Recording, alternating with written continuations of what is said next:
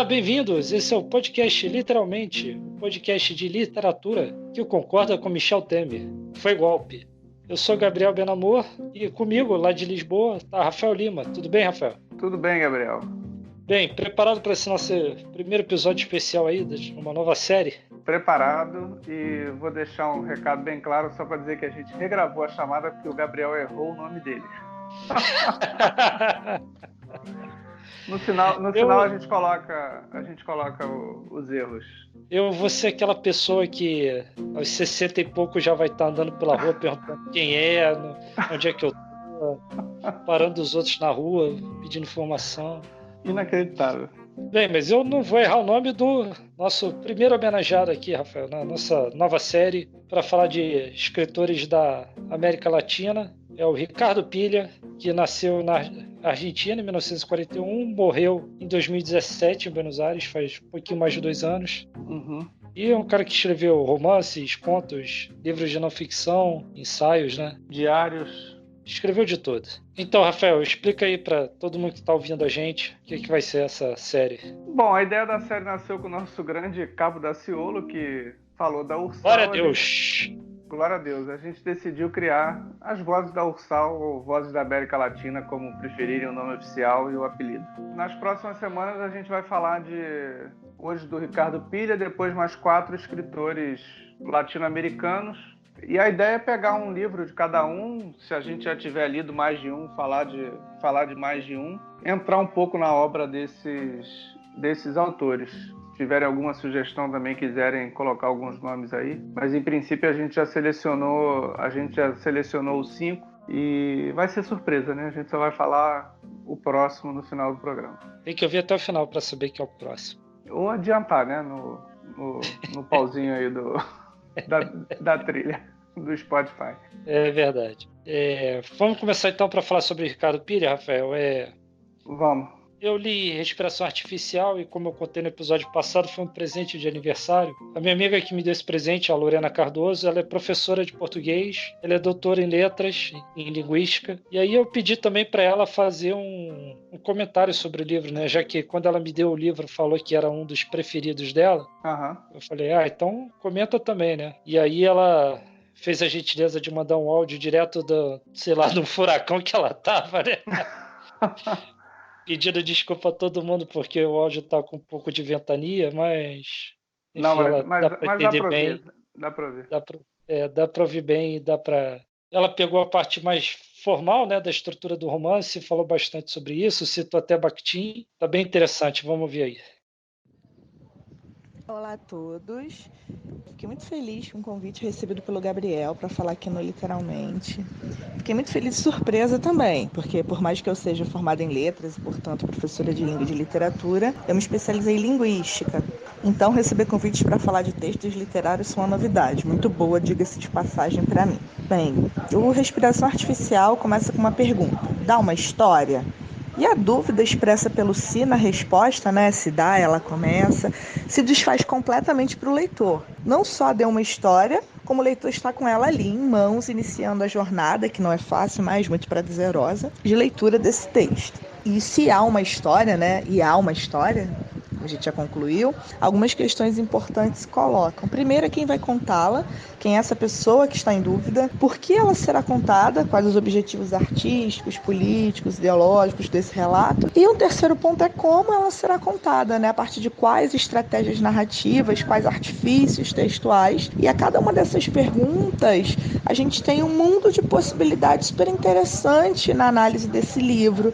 E eu optei por falar um pouquinho sobre apenas uma delas, né? Não por considerar as outras questões menores, mas sim por uma questão de conforto teórico, podemos dizer, né? Como eu disse, eu trabalho com linguística, análise de gêneros textuais para ser mais específica, então eu vou me ater à terceira questão, que vai tratar mais especificamente da tessitura textual. Ao longo da obra, a gente percebe que vida e literatura procuram manter laços bastante estreitos, né? Por muitas vezes a gente tem uma mistura entre aquilo que é histórico e aquilo que é ficcional. E a grande sacada do Piglia é que ele constrói essa bagunça organizada a partir da utilização de gêneros textuais muito diversos. A gente tem a abertura da obra com um poema em inglês, que vai servir de epígrafe para o relato, que é inserido numa foto, que por si só é um outro gênero textual. E essa epígrafe, né, vai guiar, a princípio, o narrador. Depois a gente tem a presença de uma série de cartas, de pistas, de retomadas biográficas e autobiográficas, em que a questão da autoria vai começar a se colocar. Enfim, muitos críticos dizem que esse romance é um romance epistolar, porque há, né, um predomínio da escrita através de cartas, mas a gente também não pode negar a base autobiográfica, biográfica também, né? Há quem faça uma comparação com a vida do próprio Ricardo Piglia. Também é um romance policial, à medida que você vai tentando desvendar a história daqueles desaparecidos. Também pode ser considerado um romance de denúncia.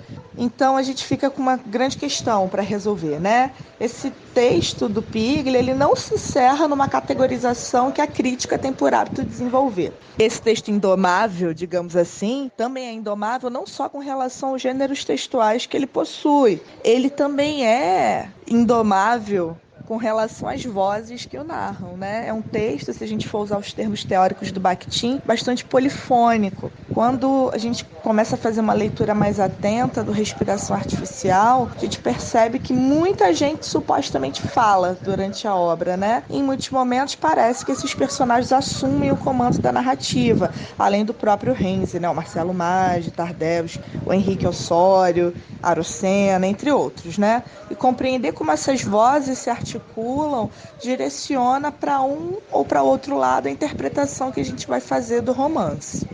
Um professor da USP, que é o Adriano Schwartz, ele diz no ensaio que, de fato, delimitar quem está com a palavra no Respiração Artificial exige muito cuidado, né?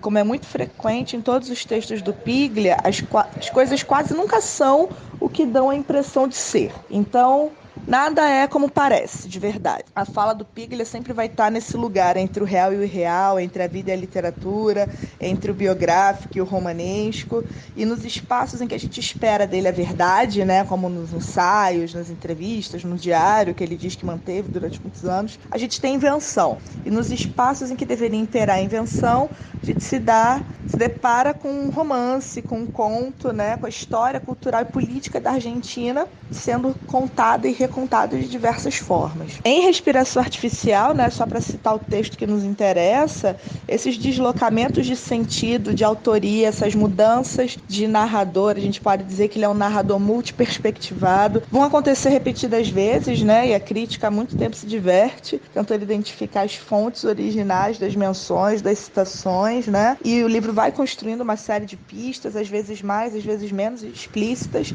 que vão apontando em uma determinada direção e parece que foram deixadas ali de propósito para que a gente, enquanto leitor, siga esse caminho, né, que é ironicamente antecipado pela dedicatória do romance, né, vai acabar homenageando dois desaparecidos do regime militar argentino e vai anunciar para a gente que ajudam o autor a conhecer a verdade da história. Muito se diz sobre esse livro, né, que ele exige uma leitura política, né, para que você tenha um acesso à verdade. Só que a verdade sempre é parcial e frustrante, né? A verdade sempre vai ficar escondido, meio revelada, desvelada, e a gente volta para aquele ponto em que o autor do conto sempre está contando mais de uma história, pelo menos duas, e nesse livro eu diria que umas 5. Né? A gente tem que prestar atenção na superfície para lidar com aquilo que está escondido, né? Com o não dito, com o oculto, com o subentendido. E a gente cai num pequeno problema, porque se a gente ficar só preso a essas questões não ditas, ocultas, a gente deixa passar algumas coisas que estão bem claras e explícitas na superfície textual. Então, para fazer uma análise desse narrador especificamente, a gente tem que olhar para aquilo que o texto efetivamente diz. É importante lembrar que é um texto, um romance repleto de não ditos, como acabei de dizer, mas aquilo que foi escrito também é matéria de poesia, né? Como diria o próprio Manuel de Barros. Se a gente analisar o título, por exemplo, do romance que foi escrito pelo nosso possível narrador, que é A Prolixidade do Real, eu acredito que esse título não é aleatório, né? Repare o nome desse livro, que é um livro fracassado. Então, será que A Prolixidade do Real é um fracasso? Será que a realidade realmente não tem possibilidade de sucesso? A gente percebe que várias biografias também vão sendo sugeridas ao longo da história, né? A gente percebe que o autor fala de uma herança que é recebida do seu tio, e acredito que a herança seja realmente a possibilidade de reconstrução da história a partir das cartas e anotações de Henrique Osório e das próprias cartas do Marcelo Maggi, né? A gente tem um narrador que de repente surge em terceira pessoa e que a gente se dá conta, quando entra na terceira parte do livro, que aquilo que nós lemos na segunda parte também estava sendo lido por esse narrador, né? A cronologia dos eventos é uma bagunça, né? Tudo aquilo que é descrito nas cartas não segue uma cronologia clara para nós, então esse movimento de ler e reler aquilo que já foi lido é uma constante, enquanto você se depara com respiração artificial. Não é um livro fácil, portanto, de ser lido, né? Por mais que a gente tenha uma dedução lógica de que o Renzi é o autor fictício do livro, né? Até porque ao longo da história essa dedução vai sendo incentivada, ela é logicamente aceitável, claro. A gente percebe que esse narrador não é um narrador simples, até porque o Respiração Artificial vai se construir através de um jogo de encaixes no qual as peças não se ajustam com perfeição. Então a gente tem que forçar uma barra, tentar de novo, buscar novas combinações dentro desse tabuleiro, né? A gente vai aprendendo a lidar com esse texto à medida em que ele vai sendo construído para nós. E também entendo que eu não estou falando em buscar uma explicação lógica e matemática para os eventos e para a cronologia, até porque isso não é o mais importante. Acho que o mais importante é entender que a história é fragmentada, que a história foi se construindo para esse narrador também de forma fragmentada, né? Até porque esse tio nunca diz explicitamente: eu quero fazer você conhecer essa história, mostrar qual o sentido que ela tem para mim, o que eu penso fazer com ela. Nada disso é dito diretamente, né? A gente subentende isso, que essa seria a intenção durante o processo de escritura das cartas, né? E quando eu falo que a gente precisa olhar para o texto propriamente dito, para os gêneros textuais, para a construção desse narrador, é claro que isso não anula, né? Obviamente, a compreensão alegórica imensa de todas as relações ligadas ao tenebroso período de ditadura vivido pela Argentina, ou as relações e referências literárias e filosóficas que vão se construindo ao longo da obra. Eu só acho que a gente tem que olhar para o texto também, porque o texto é uma das partes fundamentais, eu diria que é essencial, através da qual a gente consegue perceber essa fragilidade do real, que é brilhantemente descrita nessa história pelo Ricardo Piglia. Bem, então, Rafael, essa foi a Lorena. Obrigado aí, Lorena, pelo livro e pela participação. Gostamos muito. E pelo conteúdo, né? Bem completa a análise. Rapaz, eu fico até vergonhoso aqui falar depois dela. Vamos encerrar o programa. Sacanagem. Lá, sobe a trilha aí. Então, vamos começar então por um resumo do que é essa história do Respiração Artificial. Bem, a história é o Emílio Renzi, né, que é o pseudônimo do Ricardo Piglia. Ele narra a história do tio dele, Marcelo Maggi, que foi acusado de roubar dinheiro da esposa e fugir com uma amante, e logo depois foi preso. E aí ele acaba descobrindo que o tio não tinha roubado dinheiro da esposa e aceitou ir para a cadeia assim, se protestar, sem falar nada. E aí também ele ouve de uma história que, na verdade, o tio não queria o dinheiro, ele queria os papéis do bisavô da esposa. Enfim, o Emílio Renzi usa isso tudo para escrever um livro, que, como a Lorena citou, se chama A Prolixidade do Real. E esse livro fracassa, ninguém compra, né? O livro... Nem o próprio Emílio Renzi gosta do livro.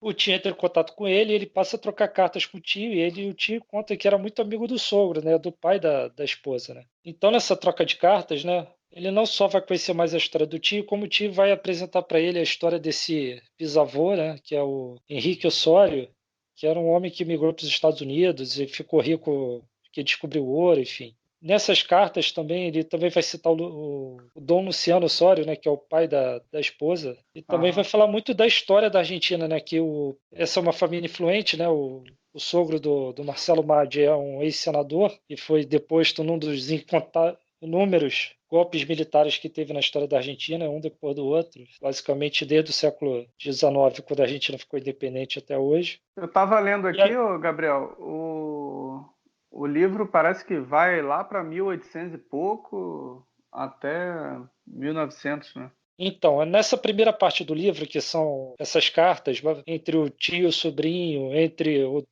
tio e o Dom Luciano, entre o Emílio Renzi e o Dom Luciano, enfim, são várias cartas que eles trocam entre si. Eles vão se discutindo toda a história da Argentina e fazem esse binômio assim, entre história e política argentina, né? falando Ah, de tá. tudo, citando desde o Facundo, né, que é considerado também o primeiro romance argentino, Uhum. escrito por Domingos Sarmiento, que depois virou presidente da Argentina, que seria como mais ou menos o José de Alencar ser presidente do Brasil. Sim. Só que aqui a gente tinha um reizinho, filho de primos aí, fazendo um monte de cagada, né?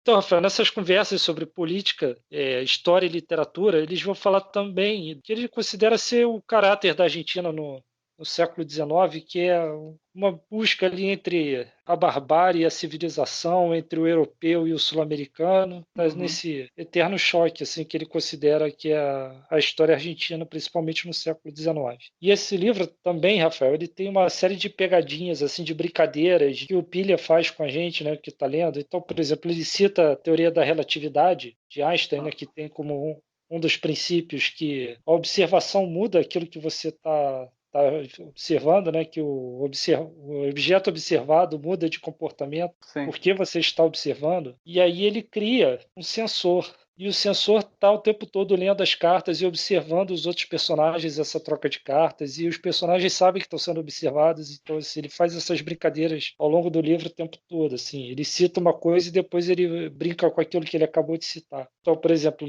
tem uma parte que ele cita James Joyce, e logo Aham. depois ele vai lá, o Renzi entra num bar para comprar cigarro, e aí ele faz igualzinho a cena do. A cena não, né? A passagem do Ulisses, em que o Dédalus vai comprar entra no bar também, e tem um cara lá nacionalista falando um monte de bobagem. Pilha vai lá e faz parecido aqui no livro dele. O livro tem de tudo, né? É um romance epistolar, que também é só um romance normal, tem referência até para a própria obra dele, né? Com Emílio Renzi, que é ele que usa o próprio nome para criar um alter ego. Tem história Sim, da é tudo. Argentina, tem. Tem tudo.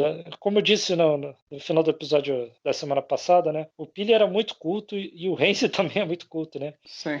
E até se tem uma brincadeira que ele faz com o Hemingway, que ele diz que o telefone provocou mudanças na literatura, e ele usa o Hemingway como exemplo. E aí ele faz uma brincadeira aqui que ele imita um diálogo dos livros do Hemingway, que é assim: tudo bem? Tudo bem. E você? Bem, muito bem. Uma cerveja? Boa ideia. Uma cerveja gelada? O quê? A cerveja gelada? É, gelada. Não sei se você já leu O Sol Também Se Levanta, do Já, Hemingway. já li, já li. Nossa, Não, bem não, assim, não é lembro. exatamente assim.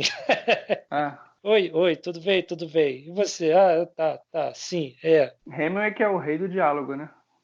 é. Bem, e a segunda parte do livro, Rafael? Ele larga esse caráter epistolar, né? E aí o Renzi vai a Entre Rios para conhecer o tio. E ele acaba tendo uma conversa com um dos amigos do tio, que é um polonês que fugiu da Segunda Guerra e foi para a Argentina, que estudou filosofia. Uhum. E aí eles param um pouco de falar de política e de história, né, para falar de literatura e filosofia, basicamente. Então é como se o Pilha, nessa parte, fizesse um livro de não ficção, Rafael. Ele vai botar várias teorias sobre Borges, sobre Roberto Alt, sobre Ele, Kafka, sobre ele Joyce, sobre amava tudo. ele amava o Roberto Alt, né? Ele escreve que o Alt seria um anti-Borges, enfim. Sim, ele sempre fala dele nas entrevistas e tal. O Borges que ele fala aqui como que a gente citou no episódio do Prêmio Nobel, né, que você contou a história do Borges. Aham. Contei de novo do que eu, que a data de nascimento. O que o Borges fazia era dizer que nasceu em 1900 para parecer mais moderno do que era, porque ele, na verdade, é de 1899. E isso não mudava nada porque ele continuava no século XIX, mas um 9 ali na frente já dava uma diferenciada. Pois é, e a teoria aqui do Pilha, que ele vai falando respiração artificial, é que o Borges era do século XIX mesmo, assim. Que ele falava muito justamente disso, do confronto entre o europeu e o sul-americano, Aham. essa duelo aí em busca da verdadeira alma do argentino, né? Não sei se você já conheceu aquela piada, você conhece essa piada, Rafael, do a Argentina é uma mistura de índio com italiano que fala espanhol e acha que é inglês? Já ouvi.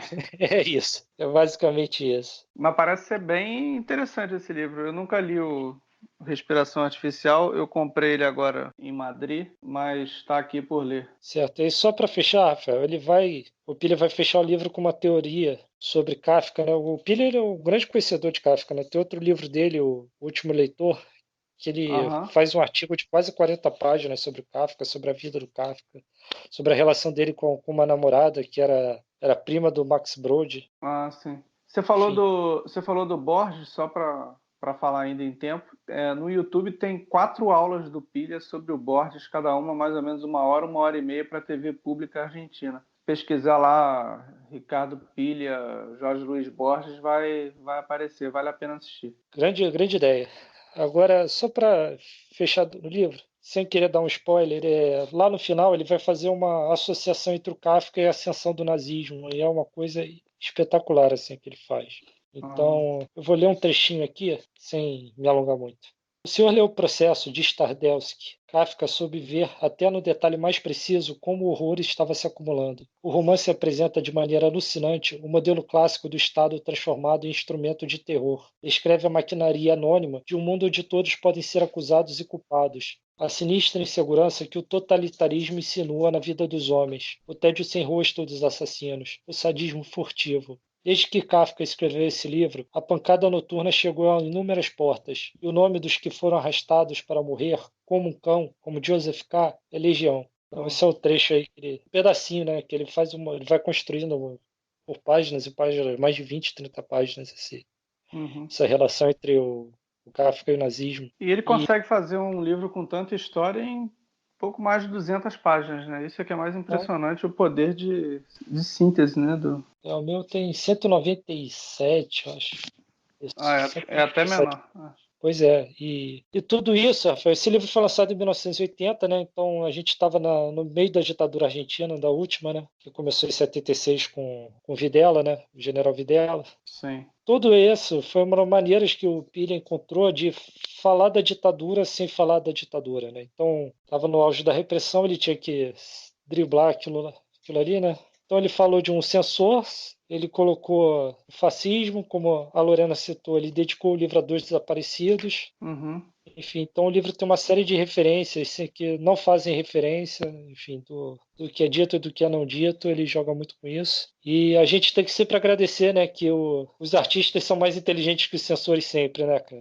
Sim, sem dúvida. Aqui no Brasil a gente teve o Cálice do Chico que passou desapercebido. O Tom Zé vendeu aquele disco, Todos os Olhos, que a censora demorou meses até perceber que o olho era aquele. Aquela música do Caetano, você não entende nada, você não está entendendo nada, que eu como você, só que o você estava no verso de baixo, então ninguém entendia muito bem o que ele estava dizendo se você só lesse a música, né? Você teria que ouvir. Vamos encerrar por aqui, né? Eu já falei muito, a Lorena também já falou do livro, e se deixar, a gente fica 2 horas falando dele, que ainda tem mais coisa.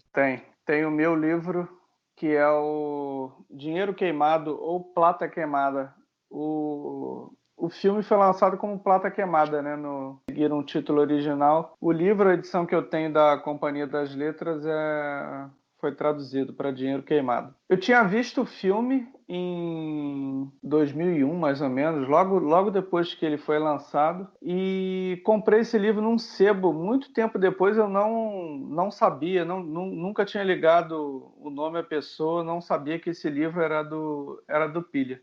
Não sabia que a história tinha sido contada pelo Pilha. O livro ganhou o Prêmio Planeta de Melhor Romance em 97, e quem estava no júri era ninguém menos do que o Mário Benedetti, Maria Esther de Miguel, Tomás Eloy Martínez, Augusto Roa Bastos e Guilherme Chaveluzon. Ou seja, vários autores aí vencedores de Prêmio Cervantes e outros prêmios elegeram esse o melhor livro daquele ano pela Planeta. A história do livro é sobre um roubo a um carro forte em Buenos Aires na década de 60. O que o Pilha faz? Ele reconta essa história mais ou menos como o Truman Capote recontou a história do assassinato lá daquela família no A Sangue Frio. Ele puxa um fato real e cria uma ficção em cima disso, mas sem perder ali a proximidade com a realidade. A construção de personagem do Pilha nesse livro é impressionante, assim, como o livro tem vários personagens, se passa por boa parte num só lugar. Ele vai daqui para ali, a mudança de história, né? Porque ele tem uns flashbacks, então ele vai falando do roubo, ele conta como a pessoa teve a ideia do roubo, quem teve a ideia do roubo, quem vai participar do roubo, os coadjuvantes ali do roubo, as pessoas que morrem durante o roubo. Então você tem tudo para se perder no livro, mas a forma como ele define cada personagem é tão bem feita que isso não acontece. E dos personagens da literatura tem o tal do Gaúcho Dorda, que é um dos bandidos, que é um psicopata. E eu te confesso, Gabriel, eu não sei, você nunca leu, né, o Plata Queimada? Não, não tá aqui na leitura, na pilha de próximos. Tá Um na dia. pilha. É. Esse Gaúcho Dorda, que é um dos bandidos, ele talvez seja o melhor psicopata que eu tenha lido na literatura até hoje. Assim, não chega a ser um Hannibal Lecter, mas é alguém que não se preocupa com a É o melhor depois humanidade. do Hannibal? Eu não entendi o que você Olha, falou. É o melhor, você falou é o Hannibal. não, ele não chega a ser porque não é o mesmo estilo de psicopatia, é um pouco diferente. Então, ele empata com Hannibal no seu nível, porque ele é um Ah, bandido, entendeu? Então, mas é fantástico. Eu vou ler um trecho aqui do livro que dá para você ter uma ideia da personalidade desse personagem. Tinham matado o gaúcho Dorda, porque lhe deu na telha, não porque o policial significasse uma ameaça. Tinham matado porque odiava a polícia mais do que qualquer outra coisa no mundo e pensava de um modo irracional que todo policial que ele matasse não seria substituído. Menos um era o lema do gaúcho, como se fosse diminuindo a tropa de um exército inimigo cujas forças não podiam ser renovadas. Se matassem policiais o tempo todo, rapidinho, sem repugnância, como quem caça pardais, os merdas com alma de tira, cada dia a justa ia ter menos gente. Pensava assim, mas de um modo mais confuso e mais lírico, como num sonho em que matava os tiras num descampado com uma escopeta. Era nessa linha que o gaúcho louro imaginava sua guerra pessoal contra os samangos. aí, Rafael, dá pra ele ser governador do Rio de Janeiro, hein? É a mesma linha de pensamento do Wilson Wilson. É a mesma pegada aí. Agora, ele também tem essa coisa, né, do gaúcho louro, né? Que é Sim, de sim, novo, essa dualidade argentina aí da mistura de europeu com sul-americano, né? exato. E outra coisa que tem nesse livro também, ô Gabriel, é o Emílio Renzi. O Emílio Renzi é o jornalista que cobre o caso. Ele trabalha para o Diário El Mundo e o livro começa na Argentina e vai para o Uruguai, né? Os bandidos vão para o Uruguai. E a segunda parte do livro, que na verdade não é a segunda parte, ele não é dividido assim, mas você consegue fazer essa divisão pela história. Quase metade do livro se passa com um cerco a um apartamento onde os bandidos estão e o Pilha consegue te segurar ali durante umas 90, 100 páginas, sem ficar chato, sem ficar repetitivo, sem ficar cansativo. É impressionante. É realmente comparável ao livro do Capote. Ele tem uma prosa assim magnífica, como poucas vezes eu vi um autor conseguir fazer. Eu nunca tinha lido nada dele e fiquei impressionado. Eu também, foi minha primeira experiência aí com pilha.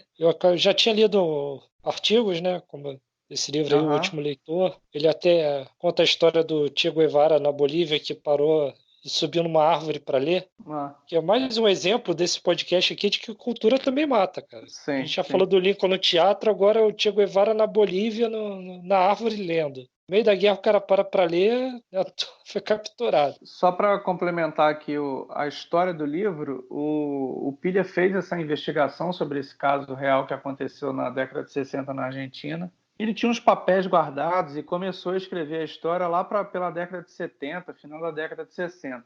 Ele guardou tudo isso numa caixa que foi parar na casa do irmão dele e só em 95 que ele retomou a escrita do livro, reescreveu tudo e acabou lançando o livro de 97, tem aí pouco mais de 20 anos. E logo depois foi pro cinema. Ele foi um filme bem premiado na época. Ele chegou a ganhar o prêmio Goya da Espanha e vale a pena ver o filme também. O livro nem se compara, é muito melhor que o filme, embora o filme seja bom, mas tem algumas cenas assim que são descritas no livro que quando você vê o filme, tipo, perde um pouco a graça, né? Porque a surpresa meio que acaba. Então são alguns detalhes assim que ele descreve. É um nível de detalhe assim impressionante, sem ser muito muito descritivo, aquele descritivo que às vezes pode ser um pouco cafona, meio chato. Pô, Rafael, tem um livro que Retorno a Brideshead,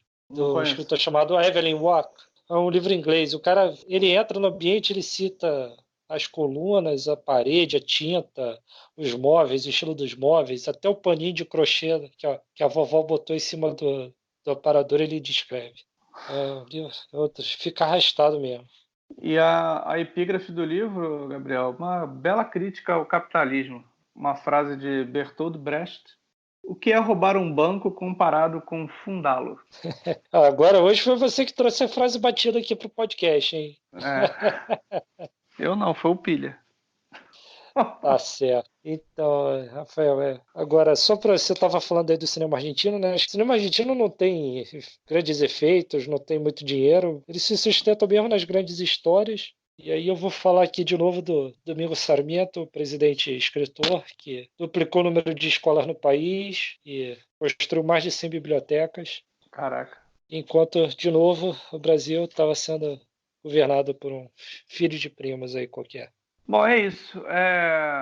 Tem uma entrevista do Pilha no YouTube, eu também coloco o link no Facebook, em que ele fala sobre o lançamento do livro, né, porque ele ganha o prêmio, ele até faz uma crítica aos prêmios literários, é interessante de ouvir, para quem entende bem o espanhol, vale a pena. Show. Deve valer a pena mesmo. Ainda não vi, mas verei. Sim, eu coloco lá. Bom, eu te mando antes. A gente vai se falar antes disso. Exatamente. Aliás, hoje a gente está gravando na segunda-feira, dia 30 de setembro, dia do tradutor. Muito obrigado a todos os tradutores aí que permitiram ler em português Sim. várias coisas que a gente nunca leria. Hoje eu estava ouvindo um podcast da Companhia das Letras, por acaso, que eram 2 tradutores de russo, que é um idioma que acho que 99, alguma coisa da população brasileira não leria, não fossem os tradutores. Então, muito obrigado mesmo. Bem, então um abraço especial aí para Heloísa Yan, espero que seja assim que se fale o nome dela, que foi a tradutora de Respiração Artificial do Pilha, o livro aqui citado hoje. O meu, eu também li traduzido, só que ele está com umas páginas arrancadas, então... Não, mentira, tá aqui. Rosa Freire da Aguiar é a tradutora do livro. Um salve também para Rosa Freire aqui. Sim. O do Respiração Artificial eu comprei em espanhol mesmo, então um salve para o Ricardo Pilha. E para os revisores. Mas o dia do revisor é outro dia, né? Hoje não. Não sei quando é. Também não. Eu falo, você fala quem vai ser o próximo. Eu posso falar. Eu tô lendo Primavera com una esquina rota, de Mário Benedetti, uruguaio, vizinho do Pilha. Eu também já li esse livro, mas eu li em português. Aqui no Brasil é Primavera no Espelho Partido. Livro sensacional do Mário Benedetti. Olha, eu vou te dizer que eu li 3 páginas e acho que já é o melhor livro do ano. Tem a melhor criança da literatura que eu li. Você falou do psicopata, tem o oposto aí. Espetáculo. E eu também vou ler um livro do Benedetti, né? A Borra do Café. Vamos falar também da Trégua, né? Que é um livro que nós dois já lemos. Sim, e o Montevideanos também, que eu também li. Posso falar um pouco dele também. É um livro de contos, mas escolho alguns bons. Então, vamos falar de mais um grande escritor semana que vem. Mário Benedetti, desse grande pequeno país que é o Uruguai. Combinado, Rafael? Combinado. Pequeno grande país que nos deu Pepe Mujica. Só por isso já merece ser respeitado. Não, desdeu. Pepe Mujica, Eduardo Galeano, Louco Abreu. Porra, muita gente boa. Porra, Louco Abreu, cara. Bom, boa noite. É hora de encerrar. Um abraço. Um abraço a todos e até semana que vem. Tchau, valeu.